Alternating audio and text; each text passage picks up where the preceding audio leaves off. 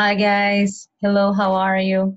Então, hoje, como eu expliquei na nossa última videochamada, a gente vai dar continuidade à segunda parte do conteúdo de conditionals. No primeiro vídeo, a gente viu a zero conditional e a first conditional, seus usos, a sua estrutura e como criar uma frase. Já nesse segundo vídeo, a gente vai ver a second conditional e a third conditional. E a gente vou mostrar para vocês algumas estruturas verbais que vão ser necessárias para vocês formarem frases com elas, tá bom? Vou compartilhar aqui com vocês o meu material para vocês terem acesso e poderem ter mais detalhes dessa explicação, que fica melhor para vocês poderem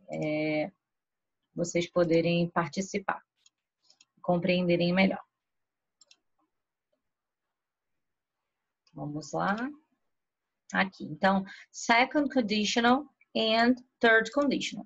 Mas, vamos aqui bem rapidinho. O que são conditionals? Na nossa último vídeo, né, e nas últimas chamadas, a gente tem visto que conditionals são frases condicionais usadas para especular sobre o que poderia acontecer, o que poderia ter acontecido e o que desejamos que aconteça.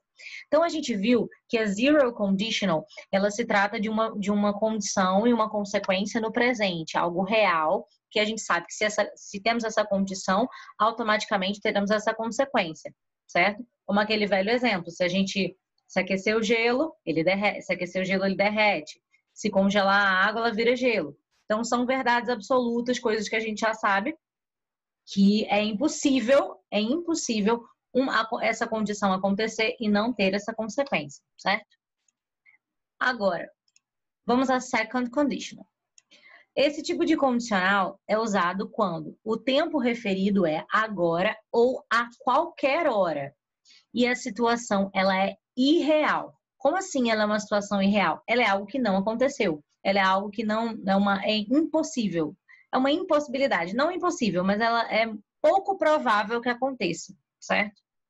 Vamos aqui, ó, vamos ver a estrutura. Eu tenho o if, aí tudo no simple past. O verbo, sujeito, tudo simple past. Depois eu vou ter o uso dessa palavra would e uma frase no presente. A consequência tem que estar no presente. Como assim, ó? If I had a lot of money, I would travel around the world. Se eu tivesse muito dinheiro, eu viajaria ao redor do mundo. Então, aqui é uma situação irreal, porque eu não tenho muito dinheiro, então eu não tenho como viajar ao redor do mundo. Então, é uma situação hipotética, certo? É uma hipótese. Então, quando eu tenho aqui if, mais simple past, ó, if I had. Had, o passado do verbo have. Então, if I had a lot of money, tudo isso aqui é a condição. E aqui a main clause, que é a consequência, vem I would travel around the world. Eu viajaria ao redor do mundo. Essa é bem simples. Começa a complicar já na terceira condicional, que ela é um pouquinho mais difícil. Mas, deixa eu lembrar para vocês que se a gente quiser inverter essa sequência, a gente pode, como a gente já viu nas nossas chamadas. Ó, peraí. Vamos ver aqui. Se eu quisesse dizer o contrário, eu poderia dizer I would travel around the world if I had a lot of money. Então, eu viajaria ao redor do mundo se eu tivesse muito dinheiro. A inversão da ordem, da sequência entre a condição e a consequência não vai alterar o sentido nesse caso. E nem precisa de adaptação, como a gente já viu na videochamada, nas nossas últimas videochamadas, eu comentei com vocês, certo? Bem tranquilo aí. Então, vamos continuar. Já na third conditional, a gente vai ter um outro tipo de situação.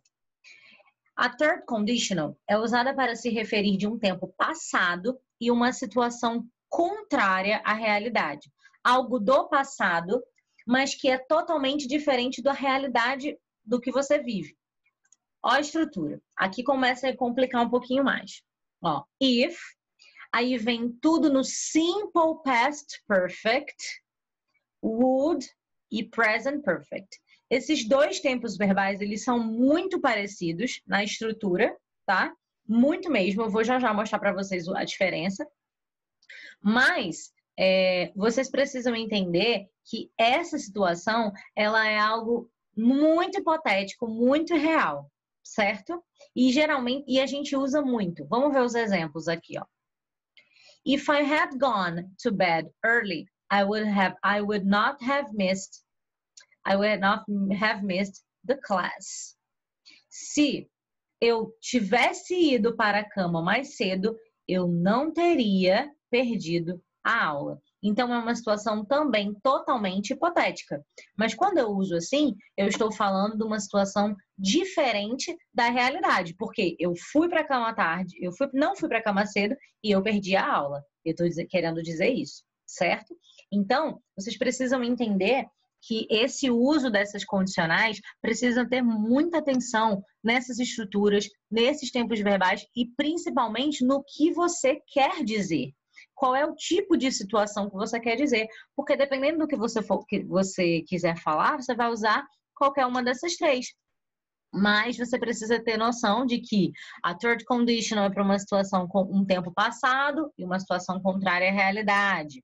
Já a second conditional, o tempo é agora, mas é uma situação irreal, é algo hipotético, certo? Então, o grande segredo de vocês entenderem as conditionals são duas coisas. Primeiro, saber o uso de cada uma delas, em que tipo de situação a gente usa cada uma.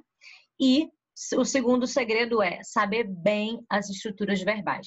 Por isso que estudar tempo verbal é tão importante, porque aí a gente pode ir entendendo como é que vai ser construída essa questão. Ah, professora, mas eu não lembro como é que é essa história de present perfect, past perfect. Vamos ver aqui. Vou fazer uma breve revisão. O simple present e o simple past, eu falei um pouquinho semana passada, mas vocês precisam entender o seguinte, isso é assunto de 6º ano, 7º ano, então eu não posso ficar moendo muito. A gente pode ver uma revisão bem breve para isso, mas é algo que vocês precisam saber, porque como eu sempre digo, é um conteúdo acumulativo. O inglês, às vezes, é tipo matemática. Uma coisa depende da outra, certo?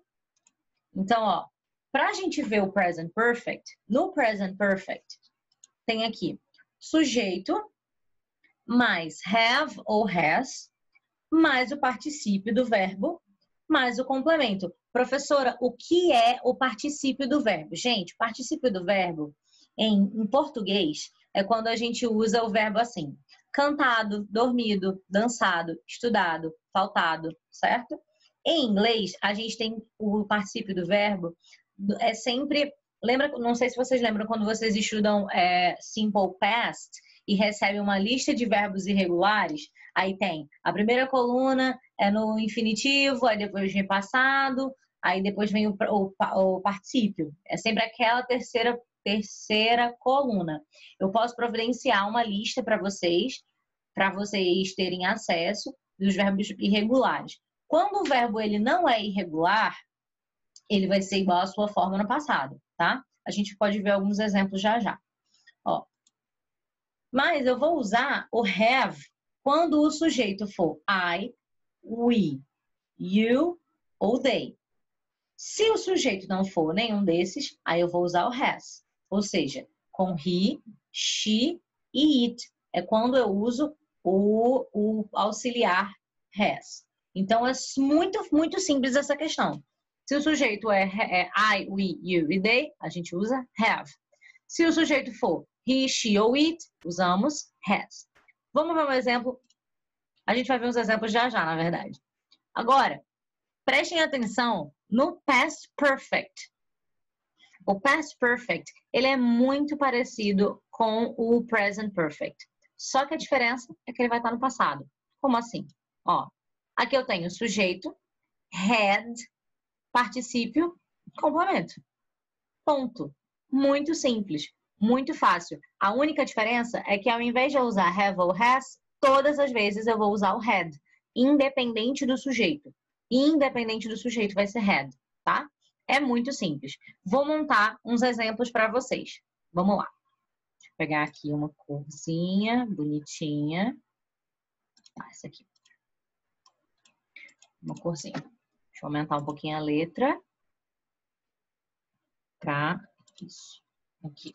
Então, vamos lá. Uma frase no present perfect. I have worked all day. Eu tenho trabalhado o dia todo. I have worked all day. Então, o present perfect sempre vai dar essa ideia de eu tenho feito, eu tenho andado, eu tenho cantado, eu tenho dançado. Essa ideia que a gente traz do português, tá? Então, aqui eu tenho o I, vai ser o sujeito.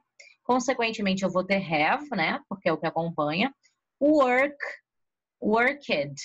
Ah, professora, mas você não disse que era no particípio? Sim. Só que o verbo work, ele é um verbo regular. Então, eu vou colocar ele como se fosse no passado. E all day, complemento. Se eu fosse passar essa frase do present perfect para o past perfect, olha como ia ficar. I had worked all day. Simples. Só troquei o have por had. Certo? Isso é muito tranquilo. Mas, ó, é um assunto que precisa de muita atenção. Muita atenção mesmo. Vocês precisam estar bem atentos, vocês precisam ver o vídeo mais de uma vez, praticar, certo? E se vocês tiverem qualquer dúvida, entrem em contato comigo, me mandem as dúvidas de vocês na hora de responderem as atividades, quando forem estudar, tá bom? Manda mensagem para mim que eu tiro todas as dúvidas. Por quê? A hora de tirar a dúvida é agora, certo? A hora de vocês tirarem dúvida também, na hora das videochamadas. Não acumulem essas dúvidas, não pensem, quando a gente voltar para a escola eu tiro essas dúvidas. Não, porque senão vai ser pior para vocês, ok? Beleza? Bom, então, por hoje é só, tá? Na próxima videochamada, a gente vai tirar todas as dúvidas, os comentários sobre essas estruturas e eu quero que vocês pensem bastante, estudem todas as condicionais para a gente fazer um estudo comparativo na próxima videochamada, ok? Bye bye, see you next class.